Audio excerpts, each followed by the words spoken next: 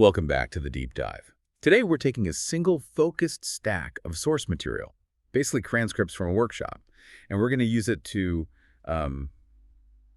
really get to the foundation of Buddhist teachings. That's right. Our mission today is to unpack two of the most, well, counterintuitive doctrines out there. The first noble truth of suffering, or Dukkha, and the whole concept of non-self, anatta. Which are completely linked, as we'll see. And the text guiding us is a compilation called Word of the Buddha. It has a pretty interesting history. It was first put together by a German monk, Dukkha, way back in 1907. But the version we're using, the one from the workshop, was updated by Ajahn Brahm. And that update is, it's strategically very important for anyone trying to get to the earliest path. Ajahn Brahm made a really deliberate choice. Which was? He removed all commentary from the Abhidhamma. Okay, so tell us why that matters. For listeners who might know the subject a little, why take the Abhidhamma? Well, the Abhidhamma is often seen as the later teachings, the sort of higher analytics. It gets very systematic, putting everything into these precise psychological grids. Right. By taking it out, the focus snaps right back to the Sutta Pitaka, the original discourses, and the Vinaya, the monastic rules. It lets us see the Dhamma as the Buddha first taught it, without all the later philosophical layers. So we're really trying to find the distilled earliest version of the path. Yeah. That sets a very specific tone. Absolutely. And it really underlines the whole purpose of the Dhamma. It's not a doctrine that demands blind faith. It's not just a bunch of intellectual ideas to debate. It's a practice. Exactly. The scholar Bhikkhu Bodhi put it perfectly. He said it's a path to truth that has to be realized in immediate lived experience. You have to see it and feel it, not just believe it. Okay, so let's start with the cornerstone of that realization, the word Dhamma itself. Yeah. The Pali root is da, which means to support or sustain. Yes, to hold up. And it can be confusing because it works on so many levels at once. So at the highest level. Dhamma is the true nature of things. It's the fundamental lawfulness that operates in the universe, structuring everything. The cosmic reality. And then it becomes more like a guide, right? A prescription. Yes, exactly. Secondly, it's the ethical law, the principle of virtue. Thirdly, it's the practical path itself, the discipline that upholds your efforts. And finally, of course, Dhamma is the Buddha's teachings, which just make those first three meanings clear. So if the universal law is that everything is supported by conditions, then we have to understand what that foundation actually is. And that leads us right to the first noble truth. The Word of the Buddha booklet starts there, with the Four Noble Truths, beginning with suffering, dukkha. I remember hearing this great story from the workshop about a teacher in Finland. Oh, yeah. He spent an entire morning just on the first noble truth, and he was genuinely worried his students would just leave thinking, oh, Buddhism is only about suffering. That's a very common concern, and it gets right to the heart of the translation problem. The whole point, the path, it leads toward profound joy and what are called fritos. But you have to state the problem clearly before you can find the solution. So when we talk about dukkha, why is it not enough to just say there is suffering? Why is that translation so insufficient? Because it's not about isolated moments of pain, like, stubbing your toe. The Pali actually demands the translation. Everything is suffering. Okay, but wait. Everything? That feels so radical? What about real, profound happiness? A beautiful sunset, holding a newborn child. Is the teaching saying those moments are flawed? That is the perfect question. It clarifies what dukkha really means. It doesn't just mean pain. It means unsatisfactoriness or inherent unreliability. Okay. That sunset is beautiful, but it fades. You can't hold on to it. The very moment we try to find something permanent in this changing world, that's where suffering comes in. The entire cycle of existence, what's called sankara, the big cycle of rebirth, is fundamentally unreliable. And this idea of an ongoing, unreliable cycle depends heavily on the concept of rebirth, doesn't it? It's the entire foundation. If you remove the idea that existence continues, the whole house of cards just crumbles. The motivation for the path is gone. So we've established the conditionality of existence is suffering. But the analysis gets more precise. What is this suffering existence actually made of? The key takeaway from the first noble truth is this. The 5 components of existence, the khandhas, are dukkha. The Buddha lists things like old age, death, sorrow. Right. But those are just the symptoms. The underlying problem is these 5 aggregates. Before we list them, why aggregates? What are they aggregating into? They're aggregates because they come together to create the temporary illusion of you, the body and mind you think you are. They're the components that bunch together to make a perceived self. Okay, let's list them out. Let's give them some space. First is rupa, that's the body or form, the material stuff. Second, vedana. This is experience or feeling, pleasant, unpleasant, or just neutral. Right. Third, sanya, perception. This is the labeling part. Seeing blue, hearing a sound, recognizing an idea. Fourth is sakkara. This is will or mental formations. This one is crucial. It's the choosing factor, volition. And the fifth? Vinya, consciousnesses. And we have to stress the plural there, as we'll see. Okay, we need to clear something up right here. We just used the word sakkara to mean the whole big cycle of existence. Yeah. And now you're saying sakkara is also the fourth specific aggregate, the will. You've hit on a critical and often confusing point. In the big sense, sakkara means all conditioned things, everything that's put together. In the narrow sense, within the 5 aggregates, it means the specific mental action of choosing. I see. This volitional sakkara is the little engine that keeps the big sakkara cycle running.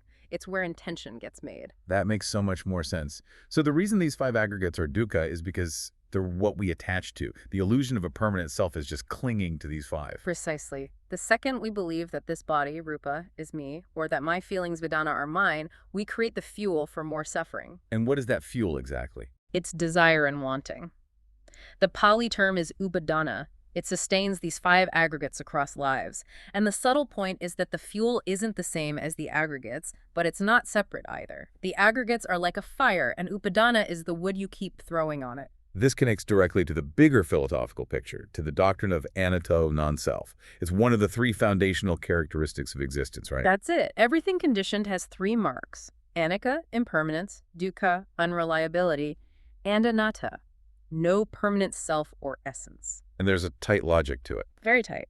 If something is always changing, anicca, it can't be controlled or reliable. If it's unreliable, it's inherently unsatisfying, dukkha.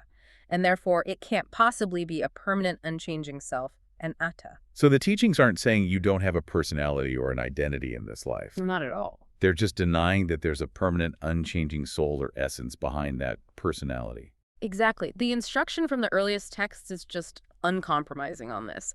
Every single kanda must be seen with wisdom as, this is not mine, this is I'm not, this is not myself. It's a total rejection of any kind of essentialism. This is so counterintuitive to how we live that the Buddha used these incredibly powerful images to make the point. The similes are really the aha moments that stick with you. They turn abstract philosophy into something vivid. Let's go through them, starting with the body, rupa. It's compared to a lump of foam the size of a grape floating on the Ganges River. It's a void, hollow, empty. It looks solid, but try to grab it and there's just nothing there. And then the mental parts. Experience vedana is what we're always chasing or avoiding. And it's compared to a water bubble. It arises, it bursts. Momentary, you can't stop the bubble from popping. Perception, Sanya. This is how we label the world. That one is maybe the most illusory. It's like a shimmering mirage on a hot day. You see water in the distance, you run towards it, and it vanishes. It was never really there. Then we get back to that choice-making part, the volitional will, samhara. That's compared to a banana tree trunk. You peel away the layers, looking for some solid hardwood, some core, and there's nothing inside. It has no basis. And finally, consciousness, vinya. That's like a magician's trick, an illusion. It seems real and solid, but its entire existence depends on conditions. Let's stay on consciousness for a moment. Why is it plural consciousness? Why is that so important for this illusion of self? The plural is key because it highlights its conditional nature. Consciousness isn't one big monolithic thing. It's reckoned by the specific condition that it arises from. You mean like? There is sight consciousness, hearing consciousness, mental consciousness, and so on. It can't support itself. It's passive. It has to be supported by the sense organs and their objects, which are always changing. So if consciousness were permanent, if it could exist on its own, then we could maybe call it a soul. Exactly. But because it's only supported by these changing conditions, the Buddha used this profound simile of 2 sheaves of reeds leaning against each other. I remember this one. You take away one reed, say, the eye, and the other reed, sight consciousness, just falls down instantly. It's impermanent, conditioned, and so it can't be an eternal self. This dependency raises the biggest philosophical tension, the one almost every learner struggles with. How can there be moral responsibility, karma, if there is no stable, permanent self to be held responsible? This is the classic dilemma, and Buddhist thought kind of sidesteps the rigid Western extremes of free will versus no will. It grounds the whole mechanism in conditionality and intention. So where does that moral causality live if the self is an illusion? It lives squarely in that fourth aggregate, sankhara, the will, the act of choosing. Many teachers say this is the place where the ego feels most at home because we are constantly choosing and then claiming those choices as, I did this. Which brings us back to that funny anecdote about choice, Yeah. choosing between something like pickled herring or durian fruit. Right. It feels like a free choice, but my preference is completely dictated by my past, by my conditioning. Precisely. We only choose what's available to us, mentally and environmentally. The will is completely conditioned. It is not some absolute free will. But, and this is the key, the conditioning process is still powerful because the Buddha stated so clearly, karma is intention. So even if the chooser is impermanent, the force of that intention, the karma, is what carries on after the body dies and conditions the next life. That is the engine of rebirth. That intention, even though it's conditioned, is the moral force. And the practical application for you, the learner, is incredible. It means you realize you don't need to chase wealth or partners or permanence. Because those things are just foam and bubbles, rupa and vedana. So what's actually worth pursuing? Spiritual qualities. By practicing virtue, by actively conditioning the mind through kindness, generosity, strong morality, salayala, you are building habits that go beyond this one physical life. Those are the only things that follow you. They are the only things. They condition the kinds of choices you'll be able to make in the future. It reframes the whole path from seeking gain to seeking purification.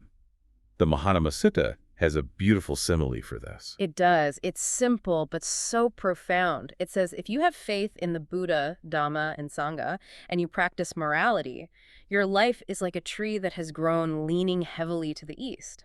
When that tree is cut down, it's going to fall to the east. It has to. In the same way, by practicing these virtues, you are always leaning towards Nibbana, even if you haven't broken through yet. You are setting the direction. Okay, let's synthesize what we've unpacked here. Yeah. We started with the Dhamma, the universal law that everything is conditioned. We established that existence itself, these five khandhas, is saturated with unreliability, dukkha. Yeah. And this suffering comes about because everything is constantly changing, it's unreliable, and ultimately it has no permanent essence, anatta. And seeing that should give you a real sense of urgency to stop, chasing shadows. The core teaching is a warning. Don't try to find shelter in these unreliable aggregates. Seeking satisfaction in form only brings irritation. Seeking eternity in consciousness only brings the affliction of more rebirth. The goal is just to see them for what they are. Temporary supports that are guaranteed to fall away. Which leaves us with a final provocative thought. If the mind and the entire path to freedom is made up only of these conditioned aggregates, which are, by definition, suffering, then what is the nature of that profound, unbound joy of nibbana? What is the quality of freedom that remains when all of those conditional supports finally fall away? That's the question that remains, pushing you to find out for yourself.